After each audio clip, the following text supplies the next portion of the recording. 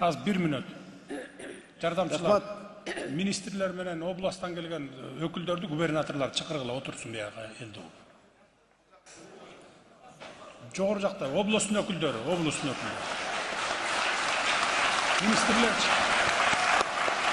Министрлер. Толук эмес министрлер, толуктап отурсун бар. Урматтуу Садыр Нуркожоевич, siz президенттик шайлоодун алдында ел менен жолугушканда Бужум айына ытмак участкасына бир мектеп салып берүүнү убада кылган экенсиз. Ел ушу убадасын президентке эскертип кой деп жөнөттү. Siz 26-жылга ушу мектепти иш планга киргизип беришиңизди суранамын. Өзүңүз жеке көзмөнүңүзгө алыңыз. Менде видео запистерим бар.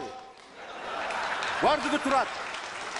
Сокулук району Бишкекке жакын жайланышкандыктан бизде ички миграциянын эсебинен элдин саны жылдан жылга көбөйүп атат.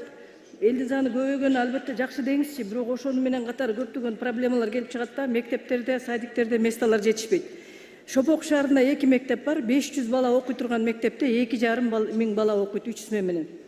Эми муну менен эмнени айтып келет? Андан тышкары мынореки бизде Күнтүү мына могул эле жерде, ошол жерде Новое деген айыл бар. Ошол жерде Капарова деген мектеп бар. Ушул мектеп неме болуп салынганда бул Фин тибиндеги жатакананы эле мектеп кылып койгон. 150 балага. Азыр 400гө жакын бала биринин үстүнө бири отуруп окуп атат. Эч кандай санитардык нормага туура келбейт. Доска менен баланын ортосу, партанын ортосу 30 сантиметр. Ушундай кантип мектеп болсун. Эми биз эми Баткенге же болбосо башка регионго чакырып аткан жокпуз. Биздин агартуу министрлиги ушу жерге эгерде бензин жок болсо 18-чи автобуска түшүп эле барып көрүп койсо болот да. Анан дагы бир жери ошо мектептер жетишпей атат дегенсиме, бизде жер бар, жер даяр да. Ошого жок дегенде кошумча корпус салып берип койсо, эми сырттан келген балдарсыңар деп биз окутпай кое албайт экенбиз, окутабыз албетте. Ушуга байланыштуу менде бир сунушум, Садыр Нуркожоевич, мектептерди салууда, бала бакчаларды, ооруканаларды салууда калктын жыштыгын, элдин санын эске алсаңыздар да. Андан кийинки